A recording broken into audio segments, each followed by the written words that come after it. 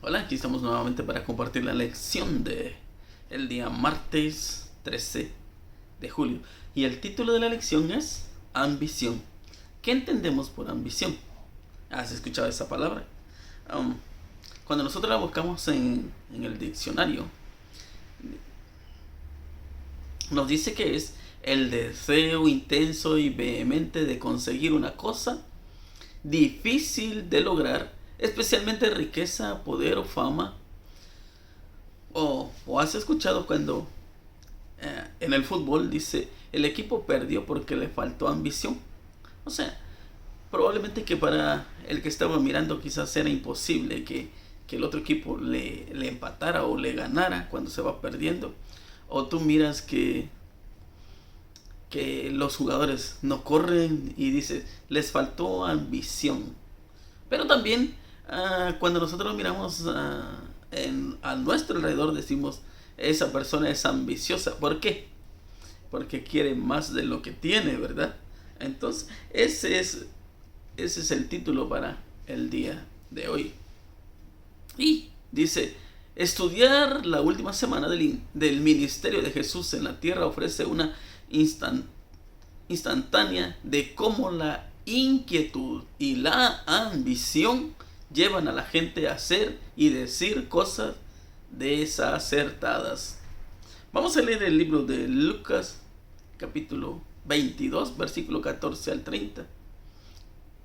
Dice, cuando era la hora, se sentó a la mesa y con él los apóstoles y les dijo, cuánto he deseado comer con vosotros esta Pascua antes que padezca, porque os digo que no la comeré más hasta que se cumpla en el reino de Dios. Y habiendo tomado la copa, dio gracias y dijo, tomad esto y repartidlo entre vosotros, porque os digo que no beberé más del fruto de la vid hasta que el reino de Dios venga. Y tomó el pan y dio gracias y lo partió y les dio, diciendo, esto es mi cuerpo que por vosotros es dado, haced esto en memoria de mí.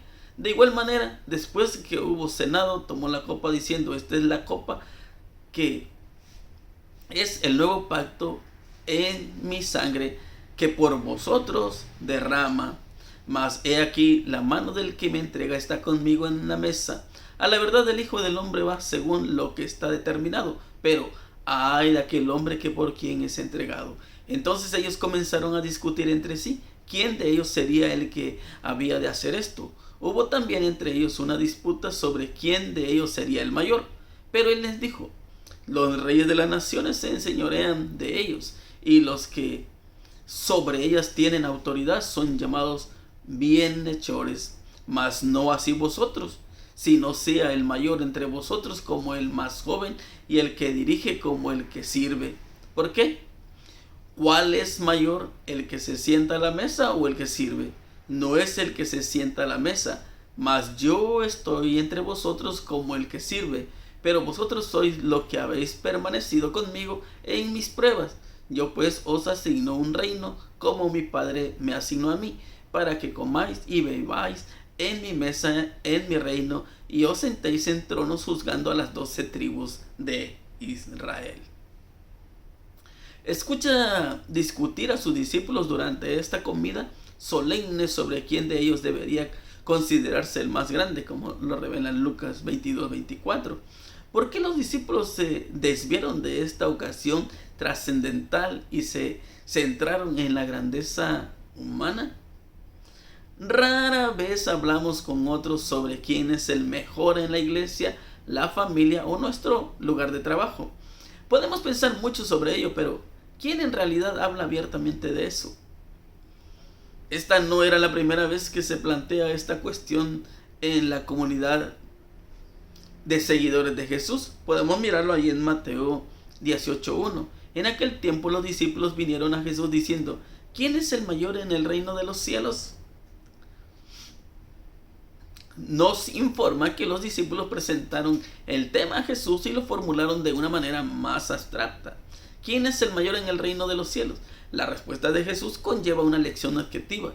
Después de llamar a un niño, lo coloca en el centro del grupo. La acción de Jesús requiere una explicación y ahí en Mateo 18:3 dice, y dijo, De cierto, os digo que si no os volvéis y os hacéis como niños, no entraréis en el reino de los cielos. El maestro la ofrece también: de cierto os digo que si no os volvéis o hacéis como niños, no entraréis en el reino de los cielos. La conversión es fundamental para hallar verdadero descanso en Jesús. Reconocemos que necesitamos ayuda externa. De repente nos damos cuenta de que no podemos depender de nosotros mismos, sino de que debemos confiar en Jesús. Experimentamos una transformación de nuestros valores y ambiciones. Jesús le dice a sus discípulos: confíen en mí y dependan de mí como este niño. La verdadera grandeza está en renunciar a sus derechos y adoptar los valores del reino. Lamentablemente, parece que los discípulos aún no habían aprendido esta lección cuando Jesús participó con ellos en la última cena. Sus disputas y sus luchas internas arruinaron un momento de perfecta comunión que nunca se repetiría. Todo esto incluso después de años de estar con Jesús, de servir con Jesús y de escuchar y aprender a sus pies. Qué triste ejemplo de cuán corrupto continúa siendo el corazón humano. Sin embargo, entre los factores más positivos piensa en la realidad siempre presente de la gracia del Señor, por la que a pesar de esta patética discusión entre sus seguidores, Jesús no los abandonó. Mantenernos centrados en Jesús en la cruz, ¿por qué debería ser un poderoso remedio contra el deseo de exaltación propia del que todos somos presa como seres humanos caídos? Y en el comentario leemos: cuán a menudo nuestro servicio por Cristo y nuestra comunión entre unos y otros quedan manchados por el secreto deseo de ensalzar al yo. Cuán presto a manifestarse está el pensamiento de adulación propia y el anhelo de la aprobación humana. Es el amor al yo, el deseo de un camino más fácil que el señalado por Dios, lo que induce a sustituir los preceptos divinos por las teorías y tradiciones humanas. A sus propios discípulos se dirigen las palabras amonestadoras de Cristo: mirad y guardaos de la levadura de los fariseos. La religión de Cristo es la sinceridad misma. El celo por la gloria de Dios es el motivo implantado por el Espíritu Santo, y únicamente la obra eficaz del Espíritu puede implantar este motivo. Únicamente el poder de Dios puede desterrar el egoísmo y la hipocresía. Este cambio es la señal de su obra. Cuando la fe que aceptamos destruye el egoísmo y la simulación, cuando nos induce a buscar la gloria de Dios y no la nuestra, podemos saber que es del debido carácter. Padre, glorifica tu nombre. Ahí, como en San Juan 12:28 nos dice, fue el principio fundamental de la vida de Cristo, y si le seguimos, será el principio fundamental de nuestra vida. Los discípulos no hacían ninguna demanda de servirse unos a otros. Jesús guardó un rato para ver lo que iban a hacer. Luego el maestro divino se levantó de la mesa, poniendo a un lado el manto exterior que había impedido sus movimientos, tomó una toalla y se ciñó. Entonces comprendió el interés. Los discípulos miraban y en silencio esperaban para ver lo que iba a seguir. Luego puso agua en el lebrillo y comenzó a lavar los pies de los discípulos y a limpiarlos con la toalla con que estaba ceñido. Esta acción abrió los ojos de los discípulos. Amarga vergüenza y humillación llenaron su corazón. Comprendieron el mudo reproche y se vieron desde un punto de vista completamente nuevo. Así expresó Cristo su amor por sus discípulos. El espíritu egoísta de ellos le llenó de tristeza, pero no entró en controversia con ellos acerca de la dificultad. En vez de eso, les dio un ejemplo que nunca olvidarían. Su amor hacia ellos no se perturbaba ni se apagaba fácilmente. Sabía que el Padre había puesto todas las cosas en sus manos y que Él provenía de Dios, iba a Dios, tenía plena conciencia de su divinidad, pero había puesto a un lado su corona y vestiduras reales y había tomado forma de siervo. Uno de los últimos actos de su vida en la tierra consistió en ceñirse como siervo y cumplir la tarea de un siervo. Jesús dijo: yo, si fuera levantado en alto de sobre la tierra, a todos los atraeré a mí mismo. San Juan 12:32. Cristo debe ser revelado al pecador como el Salvador que murió por los pecados del mundo. Y mientras contemplamos al Cordero de Dios sobre la cruz del Calvario, el misterio de la redención comienza a revelarse a nuestra mente y la bondad de Dios nos guía al arrepentimiento. Al morir por los pecadores, Cristo manifestó un amor incomprensible y a medida que el pecador lo contempla, ese amor enternece el corazón, impresiona la mente e inspira contrición al alma. Muy interesante. A veces podemos tener un montón de tiempo en la iglesia y no hay cambios en nuestra vida. Nosotros, cuando estudiamos, necesitamos hacer lo que Jesús hizo. Y es por eso que el día de mañana vamos a estudiar. El título es la hipocresía. Entonces es una palabra muy fuerte, ¿verdad? Pero ahora tú te puedes dar cuenta que Jesús y sus discípulos habían convivido ya casi 3 años y medio. Era una razón para que ellos pudieran aprender, porque estaban a la mesa del maestro. Jesús era su ejemplo. Ahora, cuando están en la mesa, ¿por qué ninguno de sus discípulos, ni aun Pedro, aquel impulsivo que lo podía hacer todo, lo sabía todo, no tomó el ejemplo? Es que cuando los discípulos empezaron a disputar entre ellos quién sería el mejor, estaban peleando algo terrenal, todo. Y te das cuenta, hoy en la vida diaria, todo el mundo quiere el poder. Sí, todo. A todos nos gusta mandar, haz esto, aquello. Y te das cuenta cuando trabajas en una compañía,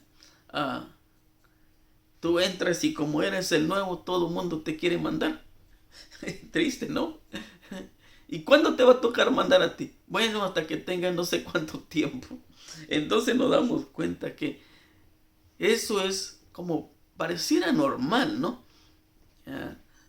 Que todos tienen ese deseo, esa ambición de ser el jefe, y aunque a veces ocurre que no tienen ningún cargo, pero les gusta mandar o nos gusta mandar. Triste, ¿no?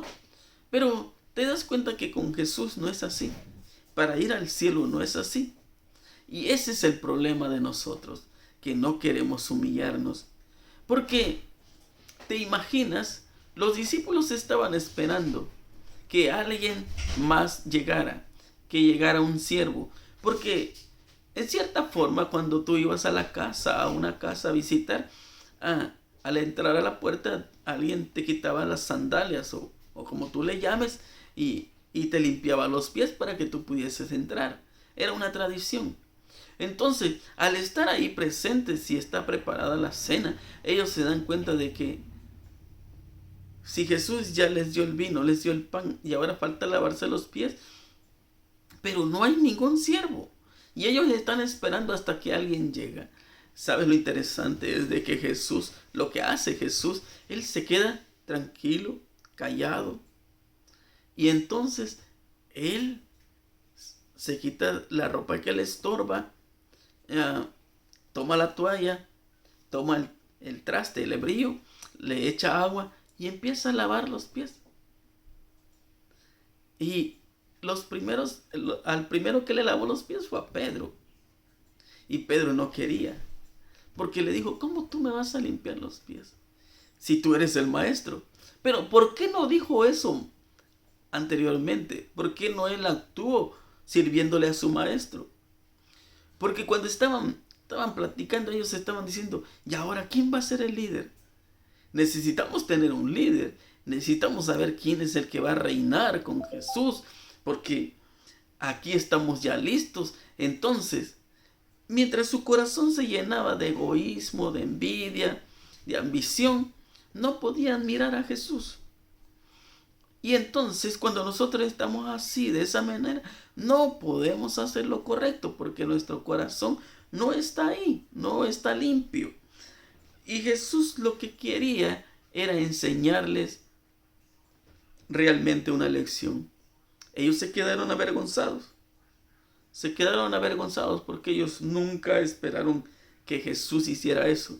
Pero Jesús era su ejemplo.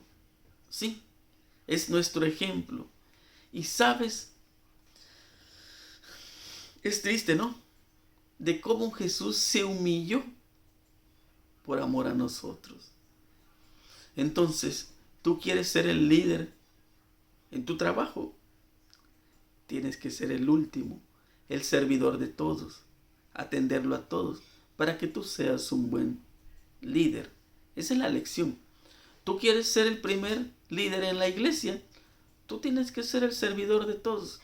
Desafortunadamente, sabes, en la iglesia, cuando te dicen quieres ser el diácono, nadie quiere.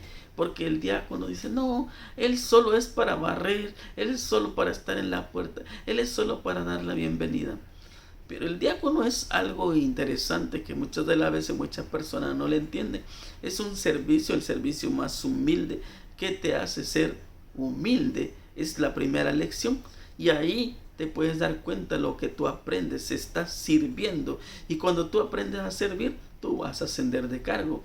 El problema de nosotros es de que entras a la iglesia y ya quieres ser el líder de la iglesia, quieres imponer tus ideas, quieres mandar a todo mundo, cuando tú no sabes lo que haces.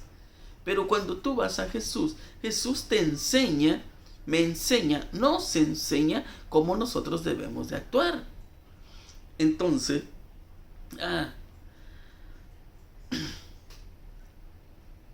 en el versículo 23 del capítulo 2 dice, entonces ellos comenzaron a preguntar entre sí, ¿cuál de ellos sería el que había de hacer esto?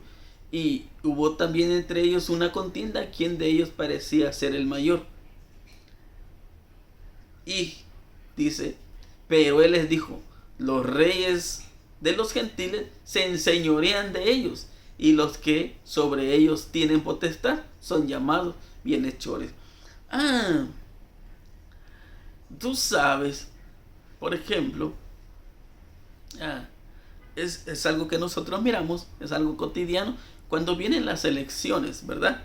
Tú sabes, cuando hay un candidato peleando un puesto, un cargo, y andan haciendo sus campañas para ganar el voto de los habitantes, andan promete y promete, ¿no? Y es bonito. Yo a veces sí me gusta, está bien que prometan. El problema es que a veces no cumplen todo lo que prometiste. Pero mientras tú querías el puesto andabas prometiendo, pero cuando llegaste al puesto te sentiste ese Superman, ese que todo lo puede, que todo lo hace a su manera y se olvida de lo más importante, que esa persona ganó el puesto porque la gente así lo deseaba y se olvidó de aquellos que le dieron el puesto. Mas sin embargo a veces me doy cuenta que hay muchas personas que andan sirviendo, ayudando y no ganan nada. Pero al final de cuentas, cuando lo pasamos a la vida espiritual, probablemente tú andas haciendo las cosas bien, andas sirviendo al Señor, tu recompensa está en el cielo. Probablemente que muchas de las veces por querer ir a ayudar a las personas, por hacer las cosas bien, a veces te quedas sin comer, te insultan y muchas cosas suceden. Pero Jesús aún va más allá. En nuestra lección de hoy le dice, llama a un niño en el capítulo 18, versículo 1, llama al niño y lo pone ahí en el centro. Y en el versículo 3 dice, si ustedes no son como este niño, ustedes no pueden entrar al reino de los cielos. Pero a veces me quedo pensando que a veces los niños ya nacen, ya cuando van creciendo con el egoísmo también, ¿verdad? Pero, ¿sabes que el niño si pelea hoy, mañana se le olvida? O al rato se le olvida. Y a nosotros, cuando nosotros disputamos algo, no se nos olvida, no perdonamos. Y entonces Jesús nos enseña que necesitamos ser como niño. El niño aprende a depender de sus padres, porque él va a comer si sus padres trabajan y sus padres saben que se tienen que preocupar por llevar el alimento. El niño está dependiendo 100% de su padre. Ahora también nosotros necesitamos depender 100% de nuestro Padre Celestial. Sí, nuestro Padre Celestial es el que provee todo. No necesitamos un puesto, digamos, ser tú el primer líder o el primer anciano de la iglesia para que tú puedas servir. Tú puedes hacer ese trabajo. Muchas de las veces yo le digo a las personas en la iglesia, no necesitas tener ningún cargo para que tú le puedas servir al Señor. Tú puedes hacerlo. Yo conozco muchas personas que no van a la iglesia y hacen cosas extraordinarias para ayudar a otras personas, sus semejantes. Y eso es muy bueno. A veces se nos hace difícil, ¿verdad? Porque, ¿sabes por qué existe ese problema? Porque a veces cuando tú haces el bien te pagan con mal y tú quedas como arrepentido, como que no hiciste lo bueno o ya no quieres hacerlo. El problema también de nosotros que cuando nosotros miramos que alguien va escalando posición, queremos tumbarlo para ver si nosotros subimos. Con Jesús no es así. Jesús sabe lo que tú necesitas, lo que tú deseas y lo vas a obtener porque Él es bueno. Y sabe lo maravilloso es que Jesús nunca falla. Y lo podemos mirar. Esos discípulos que estaban peleando fueron transformados por ese maravilloso poder del Espíritu Santo. Cuando ellos estaban en el aposento alto, recibieron el Espíritu Santo, ellos ya no eran los que ambicionaban un puesto, ahora estaban dispuestos a servir. Pero tuvieron que pasar 40 días orando y compartiendo el alimento, y muchos ayunaban, y entonces hubo una transformación. Y cuando llega la transformación no te puedes resistir al poder maravilloso de Dios. Dios quiere transformar tu vida y mi vida. ¿Quiere quitarnos lo malo? Sí, estamos seguros, pero necesitamos estar dispuestos a que Él trabaje en nuestra vida, en tu vida y en mi vida. Vamos a orar. Señor, gracias por esta lección.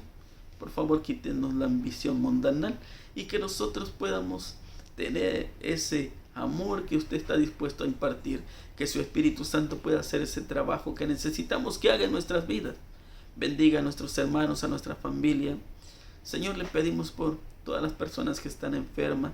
Estamos orando por muchas personas y que usted pueda escuchar nuestras oraciones y pueda restaurar la salud de ellos. Señor, le pedimos también por los matrimonios, por los jóvenes, por los niños y por todo lo que está pasando alrededor del mundo, Señor. Necesitamos esa paz que usted solamente nos puede dar. Cuídenos y guárdenos. Lo ponemos todo en sus manos en el nombre de Jesús. Amén. Mi hermano, mi amigo, nos vemos el día de mañana, si así Dios nos los permite. Bendiciones.